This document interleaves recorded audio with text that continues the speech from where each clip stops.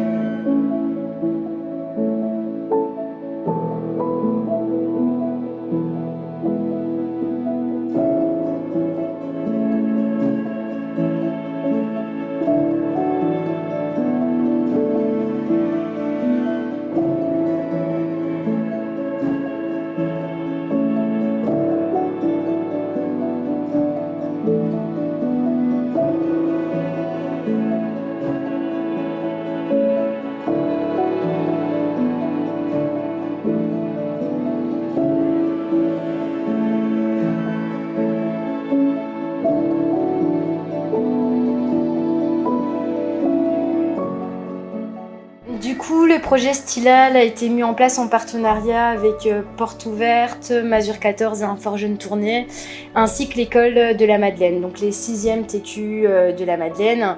L'idée, c'était quoi? C'était de venir les sensibiliser à la notion de grande précarité. Du coup, ce qu'on a décidé de faire en premier lieu, c'est d'organiser un ciné-débat où on a projeté du coup le reportage Salaud de pauvres, qui a été tourné à Bruxelles et qui reprend des statistiques qui sont super intéressantes. Et le but était vraiment d'initier une réflexion auprès des jeunes et de venir mesurer quelque part leur regard sur les personnes en situation de grande précarité.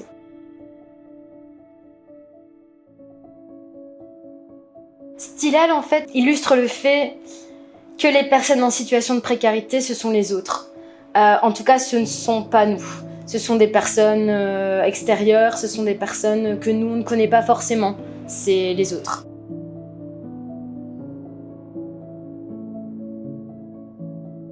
On a mis en place un projet de sensibilisation à la notion de grande précarité et on l'a pensé en 3 phases. Une première phase qui a été un ciné-débat, donc on a diffusé Salaud de pauvres, c'était super chouette. Ça nous a permis de révéler un petit peu le regard des jeunes sur les personnes concernées, c'était vraiment intéressant.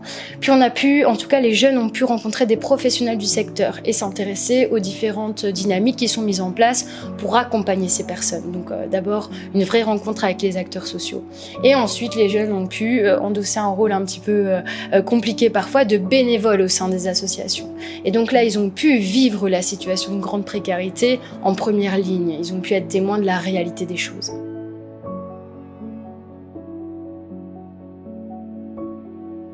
On a un public qui est beaucoup plus précarisé, notamment le public de la rue, SDF, qui ont quand même pas mal aussi de problèmes au niveau assuétude, toxicomanie, santé mentale, alcoolisme, parfois qui cumulent les 3 en même temps. Je suis allée au Monument du Bichou avec ma marmite à soupe et là c'était le désastre. Donc j'avais déjà compris qu'il y avait de la souffrance dans le quartier parce que on avait distribué en 1 heure tout ce qu'on avait prévu pour une fête de Noël. D'autres bénévoles sont venus se greffer à moi. Donc on avait des gens du quartier qui disaient « moi je fais la soupe aujourd'hui ». Donc on avait un calendrier. Chaque jour c'était une personne différente qui arrivait avec sa soupe. Mais comme moi je travaille toute la semaine, j'étais tous les jours à 17h au Pichou pour épauler ces gens et voir leurs attentes. Et moi je faisais la soupe le dimanche. Donc tous les dimanches j'arrivais avec ma marmite à soupe pour distribuer la soupe. Mais avec la soupe, c'était moins compliqué que maintenant et les gens étaient moins difficiles. Donc le projet Bras Zéro, il a été pensé dès le départ par tous les acteurs du réseau tournaisien. Donc ce sont les infirmiers de rue, les éducateurs de rue, les maisons médicales, tous ces professionnels-là qui trouvaient qu'il manquait d'un accueil en journée pour les personnes qui étaient en grande précarité. Et donc c'est pas nous qui avons eu l'idée, mais dès 2013, quand on a mis ce projet en route, on a été dans ce projet autant Aurélien que moi. Et donc ça a commencé d'abord juste pendant la période hivernale et ensuite ça a été ouvert toute l'année, depuis 2016.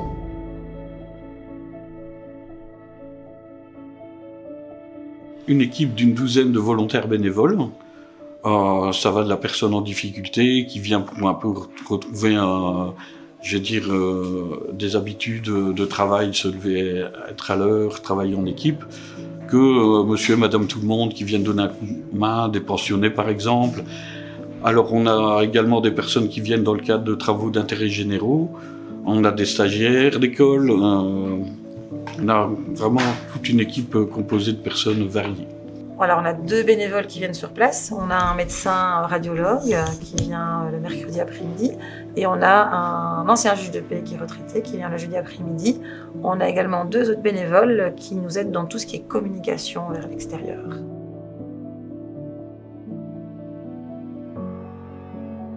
Pour répondre aux besoins des usagers, ici, du coup, dans le cadre de la brigade de solidarité populaire, eh bien, on vient fournir de la nourriture qui sont offerts et préparés par beaucoup d'associations, des particuliers, des jeunes de l'école de la Madeleine, par exemple. Et en même temps, ce qu'on propose, c'est que les gens peuvent venir participer. Donc ici, on essaye de fixer un cadre plutôt de confiance pour que les gens qui ont envie de se responsabiliser, de participer, de donner l'appareil par rapport à ce qu'ils peuvent recevoir, eh ben, puissent devenir à leur tour volontaires. Donc les frontières entre bénéficiaires et volontaires, on essaie de les brouiller pour que tout le monde puisse participer à cette expérience sociale, quoi. Alors on travaille pas mal avec la banque alimentaire qui nous fournit des vivres, que ce soit des produits secs ou des produits frais ou encore de tout ce qui est légumes, fruits, etc. Bien que maintenant on voit une baisse dans ce qu'on reçoit un peu partout. On a l'association Soréal qui récolte des invendus auprès de grandes surfaces de la région et qui redistribue auprès d'associations comme la nôtre. Puis on a nos fournisseurs attitrés. On a par exemple le Colruyt où on essaye d'avoir des prix intéressants au niveau des marchandises. On a les grossistes comme la maison Stockmann ici à Tournai sans vouloir faire de pub. Toutes sortes de grossistes, notamment pour les plats emportés, par exemple. Parce qu'en rue, les boulangers nous déposaient les pains qui n'étaient pas coupés. On coupait les pains, vous savez, des miches de pain, on leur donnait et ils prenaient ça dans la soupe. Après, on a grandi. C'est-à-dire avec le temps, les gens ont compris ce qui se passait. On a distribué des couvertures sur la rue, on a distribué des vêtements chauds. On avait quand même pas mal d'SDF, mais le problème après, c'est que nous avons eu de plus en plus de familles avec enfants. Moi, j'ai une petite fille qui est dans le quartier. Maintenant, elle a 16 ans. Je l'ai eu dans les bras, au pichou, dans le froid. On aide, on est vraiment sur le terrain utile. On donne ce dont ils ont besoin au moment présent. Voilà. À cette heure-ci, tu as ça, et le lendemain, t'as plus rien. Tu comprends? Le soir, on avait encore une camionnette avec de la nourriture, et le lendemain, c'était fini. Mais il faut gérer. Faut gérer, parce que veux-tu que je dise à tous ces gens qui sont devant, j'ai plus rien? On dit toujours que d'un don, on garde 15% de ce qu'on reçoit. Et oui, je n'ai pas tout à fait regardé, mais oui, c'est 15%, c'est même gros parce que franchement, on nous confond avec la déchetterie. Les couvertures qu'on donne en hiver, les gants, les produits d'hygiène, les vêtements, ils ont droit à 2 tenues par mois. Mais on ne parle pas des sous-vêtements, mais bon, et même les couvertures, mouiller une couverture, elle ne te sert plus à rien. Elle est lourde, elle est encombrante, donc ils la laissent là et forcément après, ils en ont besoin d'une autre. Mais il y a une demande très, très, très importante. On doit être vigilants tous et ne gaspillez surtout pas. Si vous avez quelque chose que vous n'aimez pas, pensez au suivant et donnez-le, et puis c'est tout. Il y en a toujours bien qui va le manger. Déjà, ce que nous, ici, on fait à la Zoumia, on essaye d'aider les gens, essayer de s'en sortir un petit peu, mais à mon avis, il faudrait beaucoup plus que ça, quoi.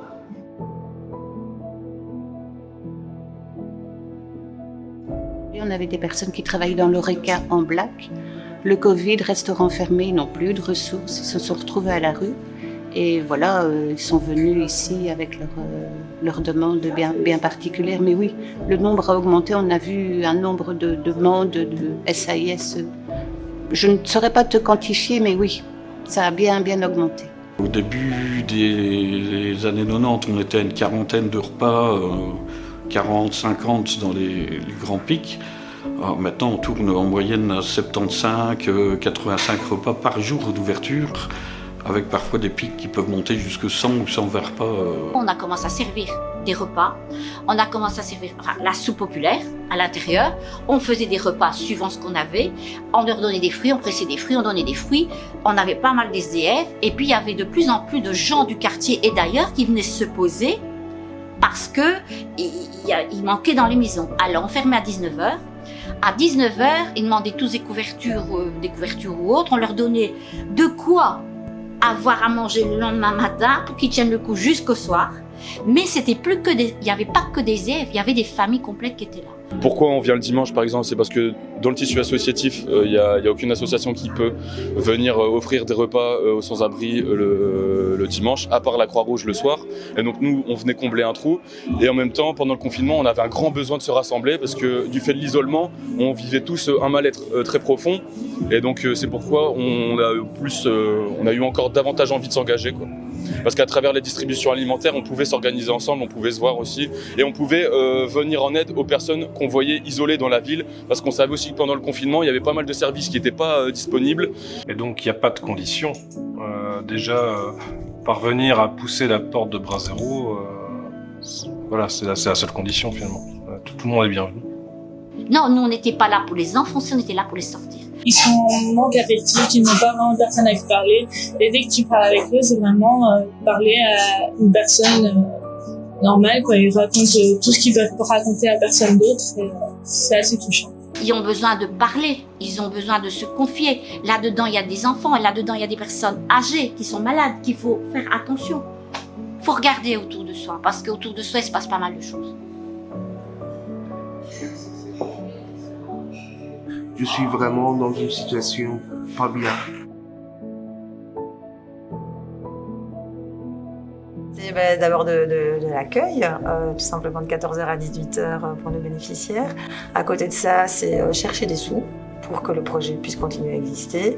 C'est chercher des sous aussi, des dons pour pouvoir payer plus de choses qu'on donne à notre public, par exemple des chaufferettes en hiver pour pas avoir d'hypothermie, des chaussettes, des bonnets, des gants, des écharpes, des chaussures de marche, toutes ces choses-là. Ça commence par un café ensemble.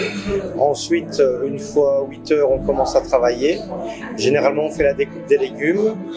On fait la mise en place pour la salle, pour la cuisine. Et ensuite, à 11 heures, arrive le service. Jusqu'à 1h30, 2h moins quart, on sert les repas pour les clients. C'est magnifique, ils sont très gentils, ils sont très accueillants. Et on se sent bien avec eux, on se sent comme chez nous, quoi. C'est chaleureux. C'est de lutter contre les oppressions, donc on vise à comprendre un petit peu le contexte dans lequel on vit, le contexte capitaliste, et on essaie d'analyser du coup différents phénomènes sociaux et de voir où se trouvent en fait les oppressions, les dominations. Donc ensuite, dans le but de comprendre qu'on a tous un vécu commun et d'élaborer en commun des solutions pour atténuer ces oppressions. On peut utiliser des outils comme l'intersectionnalité pour comprendre à quel point aussi les oppressions peuvent s'imbriquer et peuvent peser sur les individus. Et donc voilà, à notre échelle, on essaie de lutter contre ça et donc de rétablir pour moi des formes d'égalité relationnelle, interpersonnelle et des formes aussi de liberté. Enfin, là, tous les jours sont différents. Alors parfois c'est pour un bien, des fois c'est des journées chiantes, hein, mais souvent c'est chouette. Et puis c'est ce qu'on apporte finalement dans notre société. J'ai vraiment l'impression de faire un boulot utile. Alors j'ai vraiment le jour où où on me foutra à la porte parce que je n'ai plus d'utilité, je serai content. Mais parce que ça voudrait dire qu'il n'y aura plus de précarité. Mais voilà, on va pas être naïf non plus. Mais donc voilà, c'est l'impression vraiment de faire un boulot qui sert à quelque chose.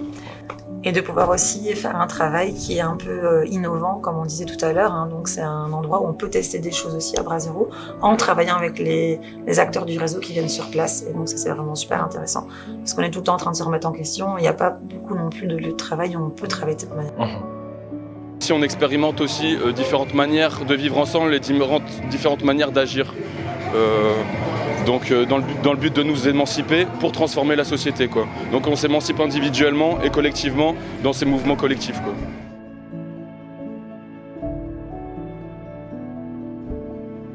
Alors on a des personnes qui viennent bénévolement et puis après on a peut-être parfois la possibilité de les engager dans un contrat de travail article 60 au niveau du CPS. On a des gens qui viennent comme bénévoles, donner un coup de main. J'étais en galère quelque temps et du coup il m'a dit de venir ici, que ça pourrait me dépanner vu que j'étais un peu en galère. Et voilà quoi, il y a plusieurs mois, donc j'étais de l'autre côté, je venais manger tout ça quoi. Qu'est-ce que cela vous apporte de venir aider? C'est une façon de dire merci, vu que maintenant ma situation va mieux, je suis de l'autre côté, je viens de donner un coup de main bénévolement depuis plus d'1 mois. C'est voilà, une façon de dire merci quoi.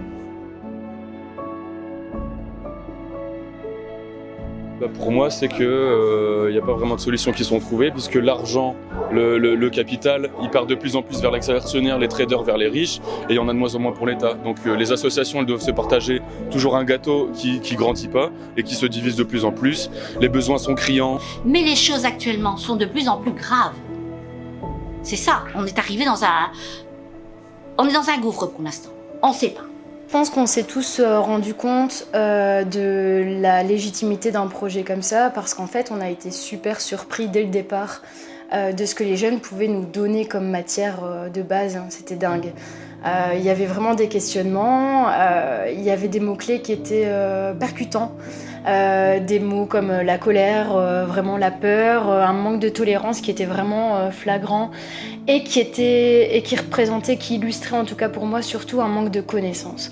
Donc on ne peut pas dire qu'on ait complètement changé les regards des jeunes. Je pense qu'il y a quand même certaines croyances qui restent, mais en tout cas, je pense qu'ils ont appris à comprendre le secteur de l'intérieur et en étant en position de bénévole, ils ont vraiment pu voir les choses telles qu'elles sont. Ça ne veut pas dire qu'il y a que du bon. Bien sûr qu'il y a du mauvais, il y a des situations qui sont parfois compliquées, mais en tout cas, ils ont pu voir aussi, ils ont pu être face à la réalité de la précarité. Et ça, pour moi, c'est objectif banco, quoi. Ça, c'est top. L'idée que je me faisais était très très mauvaise. Elle était même acerbe en fait, parce que j'avais une vision très caricaturale, dans le sens, pour moi, entre guillemets, le vrai pauvre, donc vraiment le pauvre, comme on entend, celui qui n'a rien, c'est quelqu'un qui ne fait pas d'efforts, mais qui se complaît dans sa situation. Il est comme ça et tant pis, c'est la vie. Et donc j'avais vraiment ce cliché de celui qui est soumis à la solitude, donc à l'alcoolisme, à la méthamphétamine, au cannabis, bref, celui qui est coincé dans ce cercle, mais qui s'y complaît. J'ai fait du bénévolat 2 jours, 2 vendredis, à la C'est pour tous, en début de mois, donc c'était assez calme. Et c'était intéressant que ce soit en début de mois, parce qu'il y avait beaucoup de gens qui étaient juste dans le besoin, soit social, beaucoup social, notamment des personnes âgées, mais aussi un besoin financier, mais par pas de chance. Il y en a beaucoup, c'était juste... un jour, il y a eu un problème et ils n'ont pas eu d'autre choix que de tout perdre et de tout recommencer. Et donc c'était très intéressant de voir ça, car il y avait bien sûr des gens qui venaient qui étaient complètement ronds ou clairement en rechute, mais c'était une minorité tellement négligeable comparée au reste.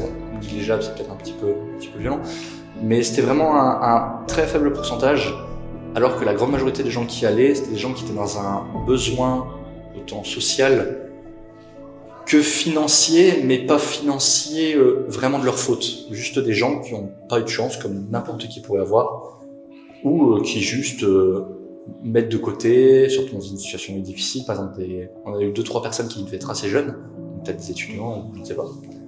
Mais non, c'était intéressant comme vision des choses. C'était moins la basse pauvreté, comme je mets un peu à la manière romaine, un peu la plèbe comme ça. Donc j'avais une vision mesquine et elle a changé en une vision plus globale.